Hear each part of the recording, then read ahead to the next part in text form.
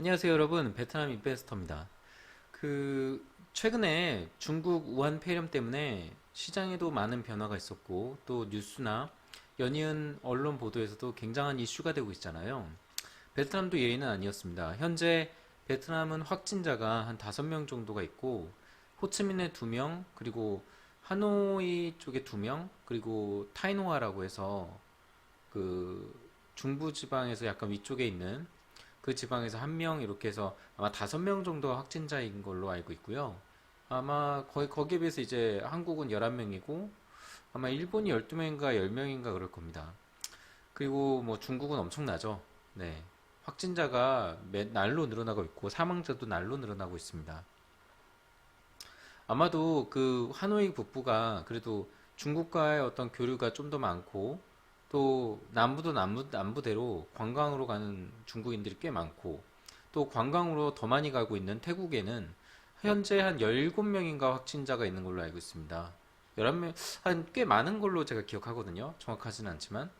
태국이 좀 많고, 그렇게 중국인이 또 인구가 굉장히 많고, 세계 각지로 또 이렇게 퍼져 있으니까 왕래하는 사람들에 의해서 2차 감염, 3차 감염이 일어나고 있는 것 같습니다.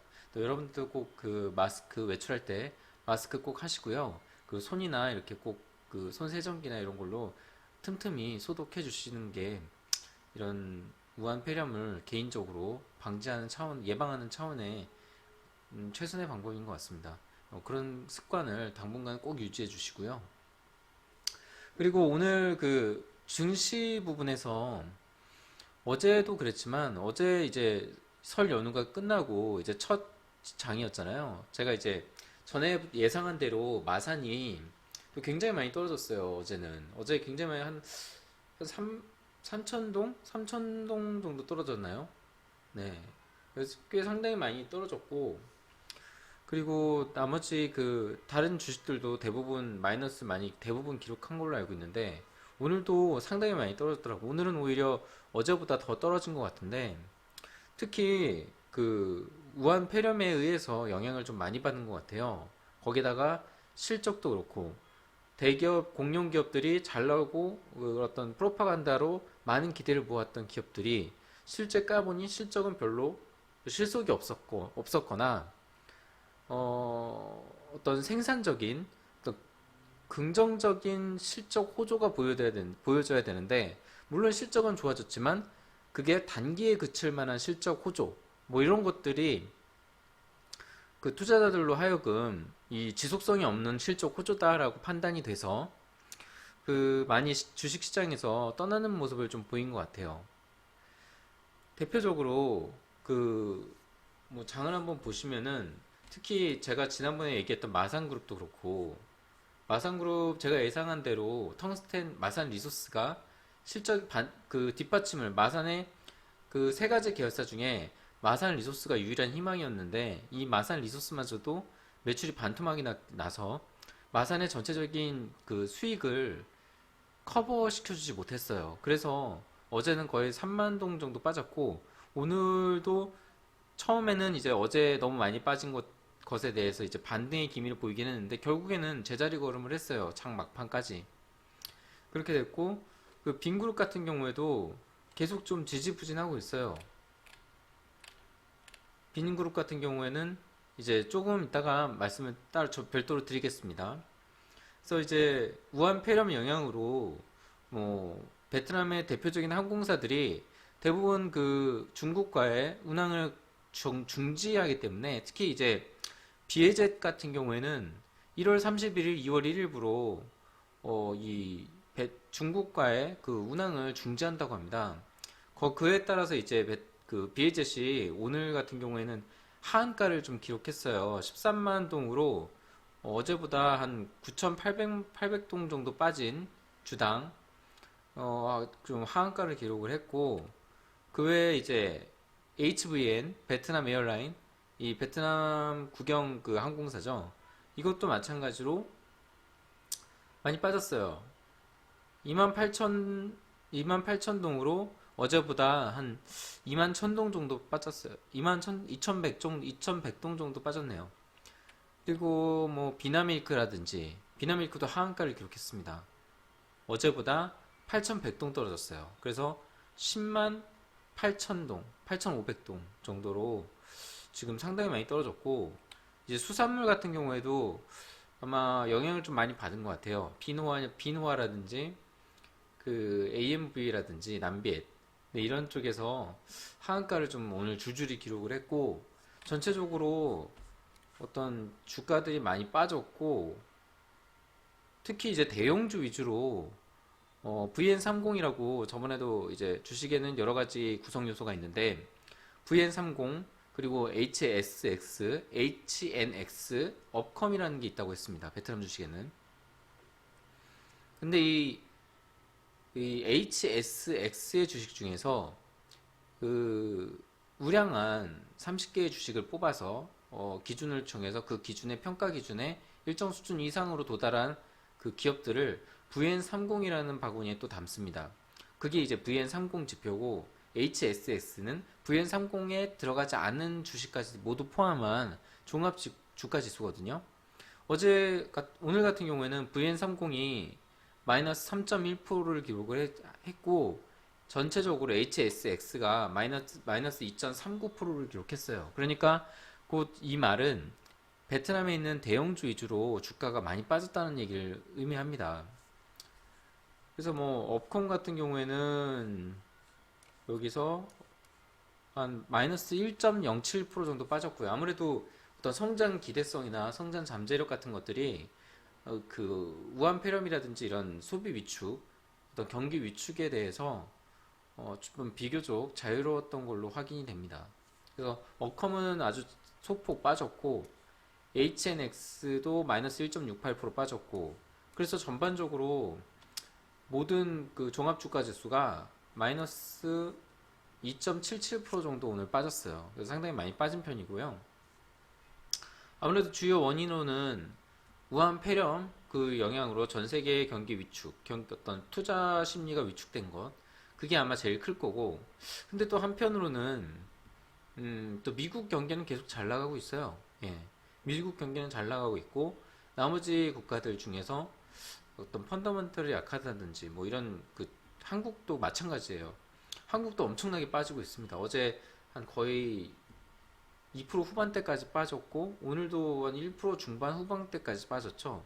그래서 뭐 코로나 때문에, 신종 코로나 이 바이러스 때문에, 우한폐렴 때문에 좀 전 세계가 몸살을 좀 앓고 있는 상황입니다. 그래서 뭐 그런 걸로 인해서 전체적으로 다 빠졌고, 비나밀크가 또 상당히 많이 빠졌어요.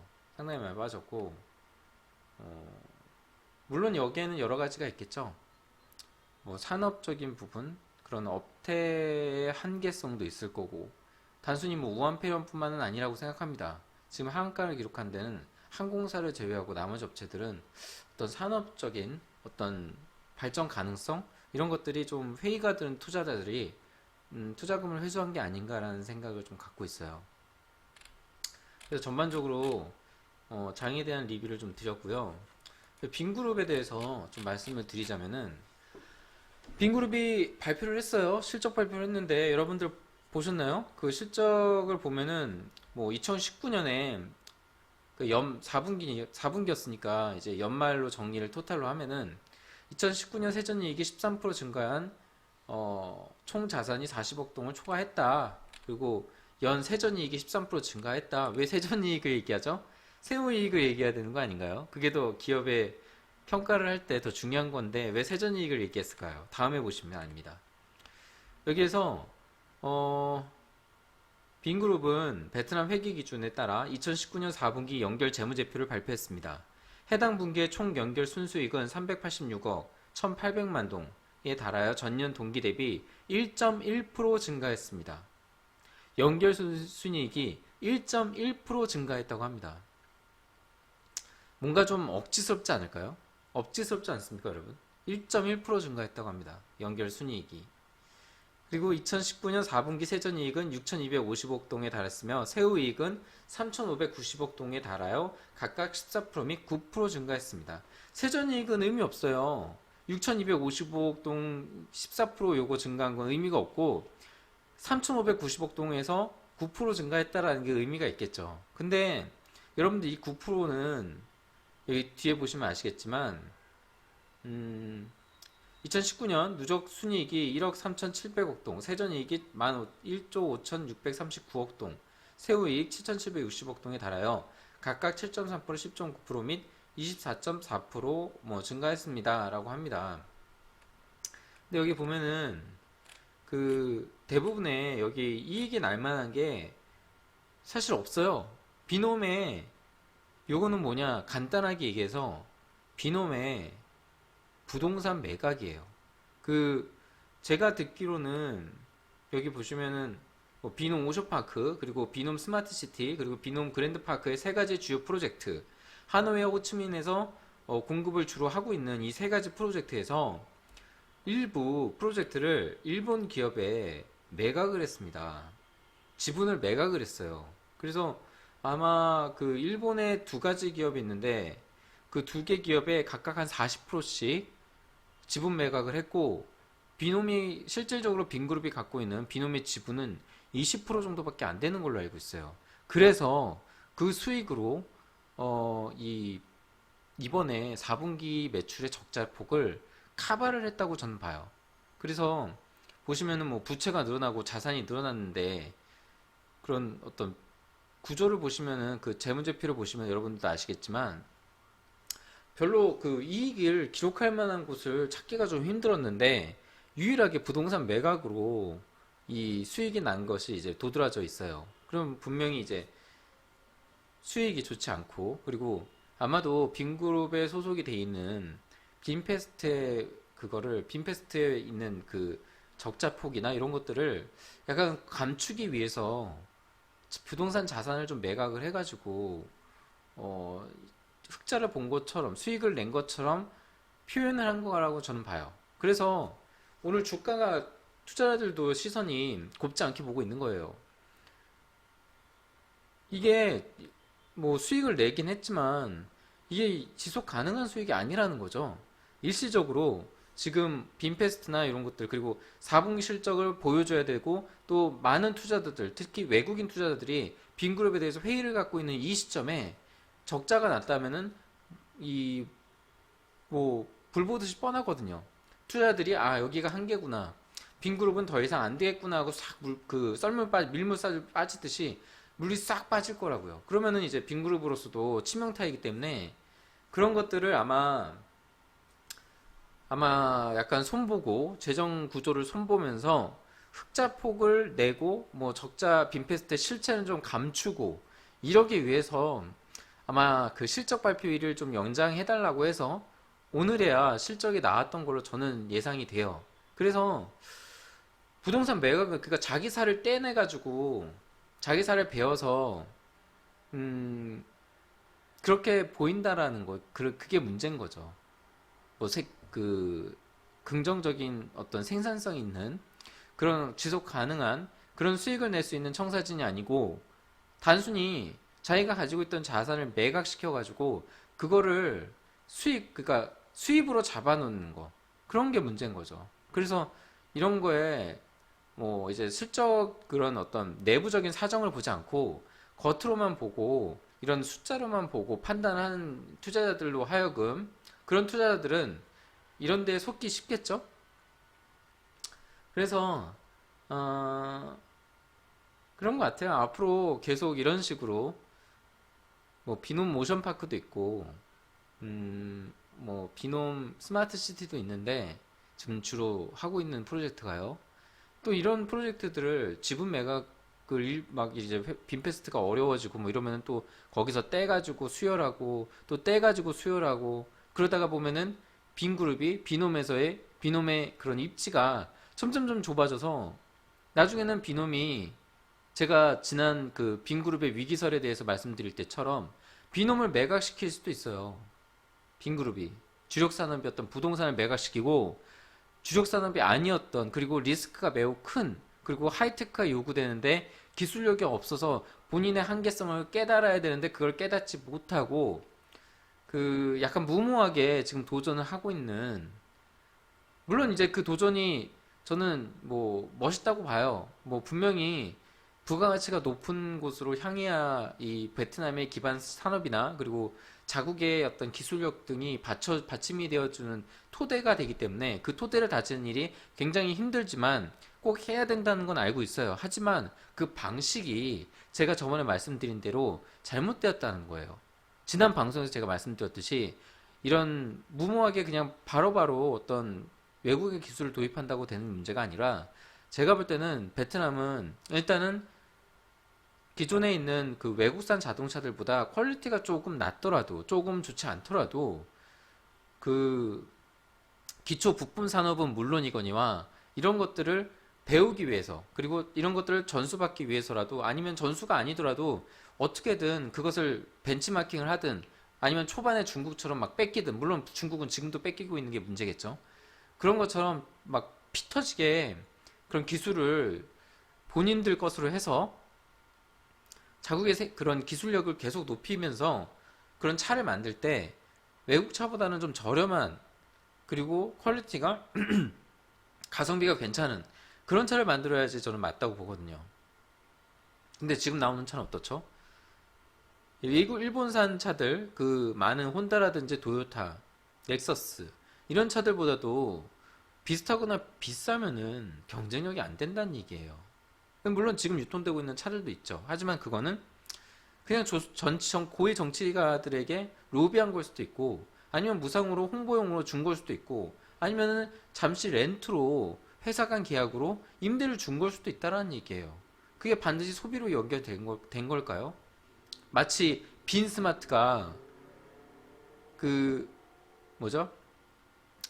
그 절반 이상 한 10만 대였나요? 10만 대를 이제 그 비놈 그 가지고 있는 그 보유자들한테 전부 다 뿌려주고 자기들은 점유율을 한 7% 정도 만들었다라고 얘기하는 것처럼 마치 그런 것들의 착시 현상이 있다는 거죠. 물론 도입 초기에 어려움이 많은 것은 알고 있는데 그런 식으로 홍보를 한다는 것이 투자자들이나 혹은 그런 비놈을 기대하는 주변인들에게는 굉장히 좀 부정적인 영향을 그리고 굉장히 실망감을 안겨줄 거라고 저는 생각해요.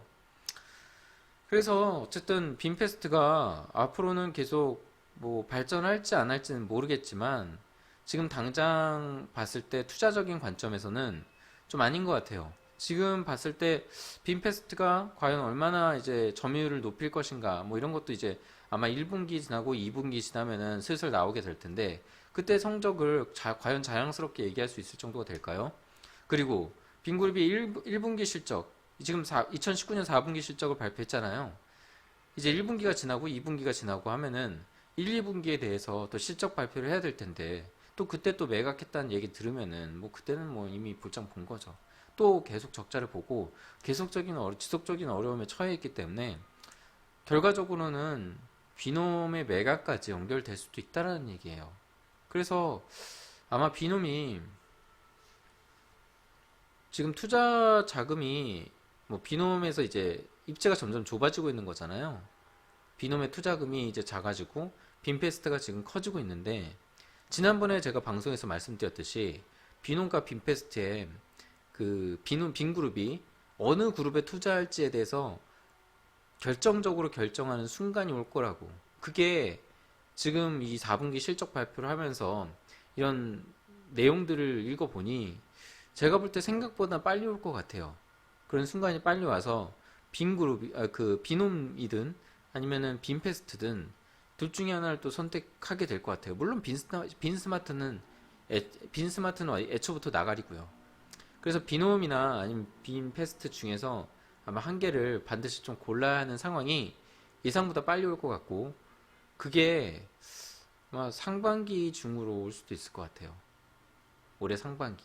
그래서 뭐 빈페스트 또 문제가 많고 그래서 뭐 빈그룹의 실적 발표가 뭐 기대한 거 이상도 아니고 기대 이하도 아니고 그냥 생각했던 대로 그 정도. 그러니까 투자자들을 이탈하지 않게 하기 위해서 본인들의 어떤 그런 쉴드를 치기 위해서 자신의 자산을 매각을 해서 그거를 수익으로 잡아서 카바를 친 느낌이 너무 강해서 음, 글쎄요.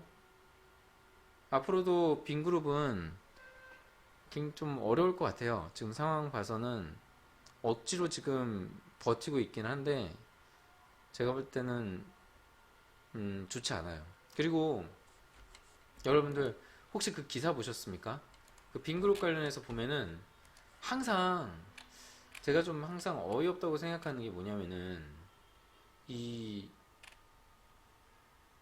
이 베트남 쪽에서 특히 이 재벌 기업들, 민간 기업들 중에서는 이 언론적으로 홍보를 할 때 그런 얘기가 있어요. 뭐 재벌이 몇이고 누가 이번에 빈그룹 회장이 재벌 중에 포브스가 발표한 재벌 순위 중에 몇 위를 했다. 그리고 몇 위 재벌에 또 이번에 도달했다.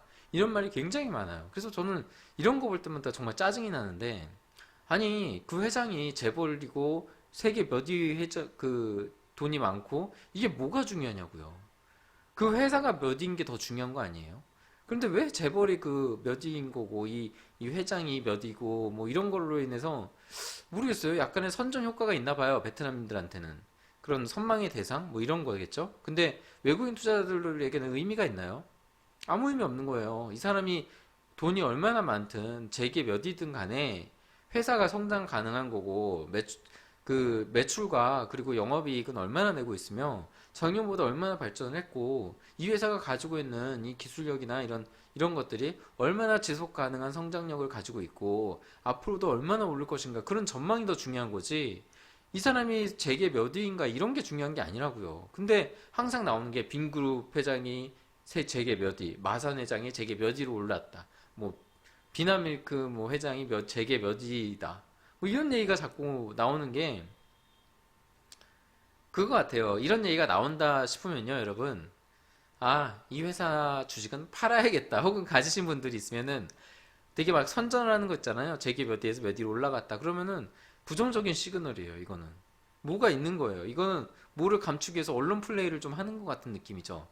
그게 뭐 그 회사 자체적으로 사주를 했든 아니면은 그 회사에 묶여 있는 그 사모펀드라든지 그런 펀드 회사, 자금운용 회사들이 그런 언론사에 사주를 하든 어떻게 되든 뭐 그런 기사들이 나오면은 일단은 부정적인 신호로 보시는 게 저는 맞다고 봐요.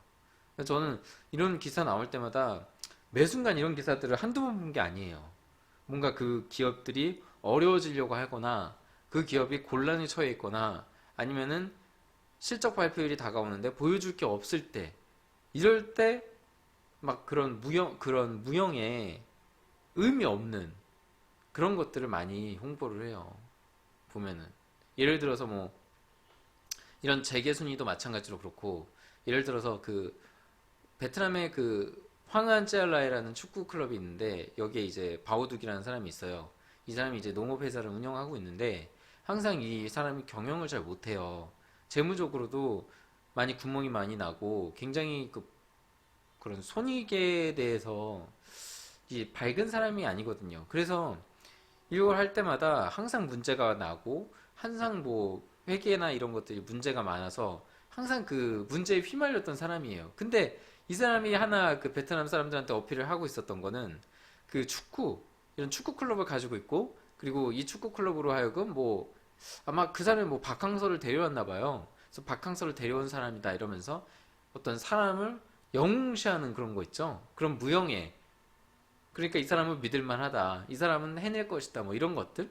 그럼 무형의 것을 강조를 많이 하더라고요.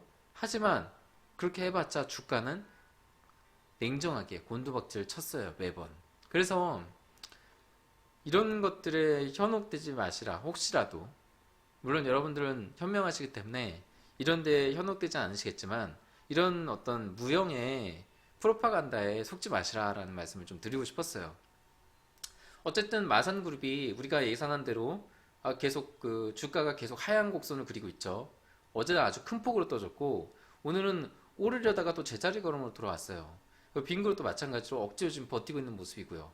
근데 마산은 앞서 말씀드린 대로 마산 리소스가 받쳐주지 않기 때문에 그 마산 턴센 가격이 국제 광물 가격이 단기적으로 오를 것 같지도 않아요. 제가 지난 방송에서 자세하게 말씀드렸어요. 그리고 그 뭐죠? 그 빈그룹도 마찬가지로 빈페스트가 계속 적자를 보고 있는데 빈페스트가 과연 흑자를 보려면 얼마 정도까지 올라야 될까요? 제가 보기에는 이미 부품 산업 개발 단계부터 틀린 선택을 했기 때문에 이게 만약에 크려면은 상당한 시일이 걸려요. 이거는 훨씬 더 많은, 마산보다 훨씬 더 많은 시일이 걸릴 수 있을 것 같아요. 그리고 수익이 얼마나, 이 팔 때 이 영업이익 구조가 어떻게 개선이 되고 있는지는 모르겠지만 현재도 뭐 손해를 보고 있다고 하네요. 그래서 부동산 자산 매각을 한다고 해서 어느 정도 뭐 손해를 보면서 팔다가 그럼 손해 안 보게 파는 순간이 있어질 텐데 그때는 자동차 가격을 올려서 팔 건가요? 지금 가격도 턱없이 비싼데요. 터무니없이. 그러면은 이런 거예요. 그러니까 지금 가격도 비싸거든요. 근데 여기서 가격을 조금씩 올린다? 뭐 3억 동 손해 본다 그랬잖아요. 그럼 3억 봐줘서 3억 동 올린다고 칩시다. SUV 한 대에 지금 거의 8천만 원에 육박하는데 그거 3억 동 올리면 19억 동이에요. 거의 뭐 그죠? 어마어마하지죠. 그 한 거의 1억에 가까운 돈이 되는데 그러면은 또 선택의 폭이 아마 그 정도 되면은 렉서스도 고민해 볼 것 같지 않으세요? 그러니까 여러분들이라면 뭐 자국의 차가 아무리 뭐 독일의 기술을 받았다고 해도 그거를 살 거예요? 아니면 렉서스를 사겠어요? 그러니까 이런 거는 애국심만에 호소할 문제는 아니라고 봐요. 그래서 상당히 많은 시일이 걸릴 거고 나머지 비놈즈도 이렇게 4분기 이제 하는 것처럼 자기 살을 베어서 비놈즈를 매각을 시키고 자신의 주력 상품의 지분을 팔아치우고 그거를 빈페스트에다 쏟는 모습을 보면서 저는 약간 미래가 없다라는 생각을 좀 가졌어요. 이 부동산 산업이 기반이 돼서 이 제조 산업은 개발시키려면 단계적으로 가되 서서히 가야 되는데 천천히 가면서 나머지 내수 소비재 시장을 접는 그 거의 독과점식으로 먹어가면서 이렇게 중산층이 늘어나고 이러면서 살을 찌우면서 폭발적으로 이 그룹이 성장을 해야 되는 그 흐름을 타야 되는데 그 흐름을 너무 많이 빼고 팔고 했어요. 너무 많이 빼고 내 살 떼어놨어요. 다 여기저기 줘버렸어. 마산에 줘버렸죠. 그렇다고 그게 잘 운영이 되고 있었나요? 그거 적자 기업 떠안아가지고 마산도 지금 고생하고 있잖아요. 그리고 잘 될지도 모르겠고 마산도 자기 일도 못하고 있는데 그리고 비놈즈 지금 비놈즈도 분양이 좀 단기적으로 많이 됐다고 해도 언제 이게 좀 물량이 풀리고 부동산이 다시 화랑을 찾을지는 또 모르는 일이에요. 그래서 물론 이제 기존에 있던 프로젝트들, 기존에 이제 이미 만든 프로젝트들 안에서 어떤 호가가 조성이 되고 안정화를 찾는 현상이 나올 거예요. 그러니까 부동산에서 정말 가치가 있는 위치들은 그만한 값어치를 할 거고 상대적으로 가치가 없는 곳은 또 떨어지겠죠. 분양가 이하로. 뭐 그런 식으로 그런 공급을 크게 늘리지 않으면서 이제 내부적으로 있던 바구니에서 옥석을 가리는 거예요. 그런 작업은 분명히 일어날 거예요. 좋은 데는 확 오르고 그 낮은 데는 가치가 낮은 데는 분양가 이하로 떨어지고 이런 식의 어떤 옥석 그 편차가 심하게 날 겁니다. 하지만 이런 편차가 심하게 나는 거는 어떻게 보면은 이 부동산 기업에게는 그렇게 좋은 소식도 나쁜 소식도 아니에요. 그러니까 한마디로 얘기해서 성장성과는 성장에 큰 동력이 되지 못한다는 얘기예요. 왜냐하면 분양사들은 이제 신규 건설 물량을 늘려서 거기에 또 이제 자기 분양 물건을 판매하는 것이 수익 창출의 그런 기본이잖아요. 근데 그게 안 되니까. 그래서 그런 걸로 봤을 때 수익원을 마땅히 찾지 못해서 지금 돌아간 상황으로 봤을 때는 빈그룹은 빈페스트에서 무조건 수익을 내야 되는 상황이 지금 갈 것 같아요. 비놈즈에서 큰 그룹 수익을 못 내고 있으니 빈페스트에서 무조건 수익을 내야 되는데 만약에 수익을 내지 못한 상황이 오래 갈 경우에는 비놈즈를 매각할 수도 있다는 얘기예요. 그리고 그런 결정을 그러니까 할지 안 할지는 모르는 겁니다. 근데 그런 결정을 하기까지 이제 수세에 몰리면은 빈페스트든 비놈즈든 하나를 선택할 거예요.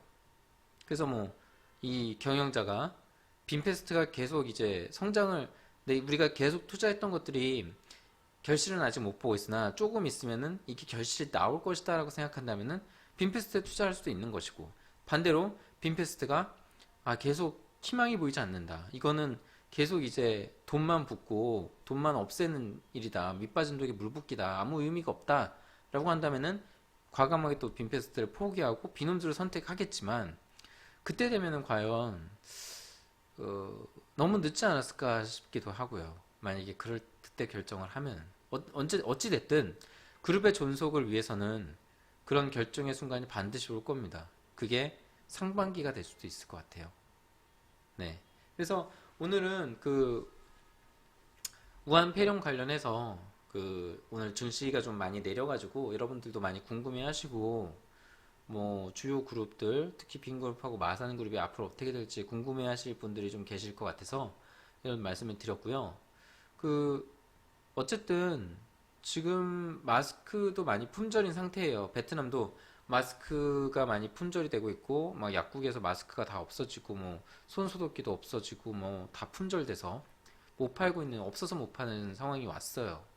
어쨌든 확진자도 뭐 2명씩 됐고 하노이에서도 호치민에서 2명이고 또 1명은 또 지방에 있고 뭐 이런 식으로 5명 정도 생기니까 아마 요즘 분위기도 좀 많이 심각해 하는 것 같고 마스크를 항상 외출할 때 착용하는 분위기가 되고 있어요. 원체 뭐 오토바이를 많이 타는 나라라서 마스크는 항상 하고 있었던 거지만 좀 더 위생이나 청결에 좀 신경을 쓰는 모습을 보이고 있는 분위기예요. 뭐 한국은 더 심하겠죠. 네.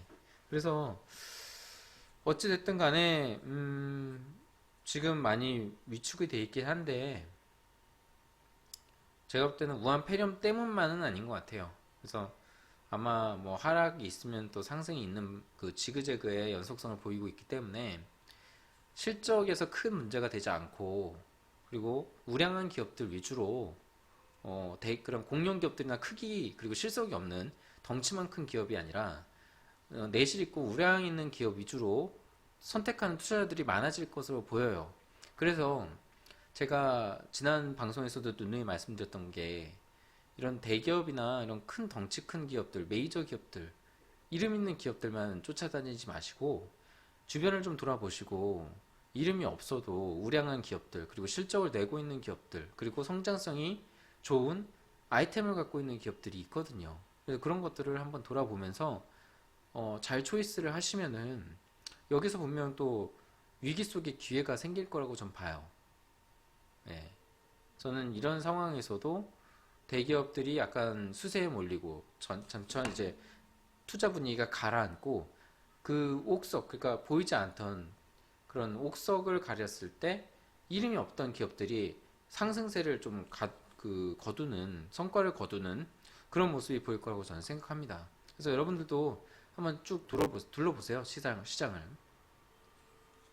오늘은 이렇게 좀 여러 가지 말씀드렸는데요. 여러분들도 세척 틈틈이 손소독기라든지 그리고 손 잘 씻으시고 평소에도 그리고 마스크를 꼭 하고 다니시기 바랍니다. 한국에서든 그리고 베트남에 계신 분들이든 이렇게 꼭 위생관리, 개인 위생관리 좀 철저히 하셔가지고요. 또 가급적이면 또 많은 사람 있는 곳은 마스크를 하되 가급적이면 피하시는 게 좋을 것 같아요. 무한폐렴이 생각보다 전염성이 굉장히 강한 것 같습니다. 네, 여러분들 모두 건강 조심하시고요. 오늘 방송은 여기까지 하도록 하겠습니다. 네, 시청해주셔서 감사드립니다.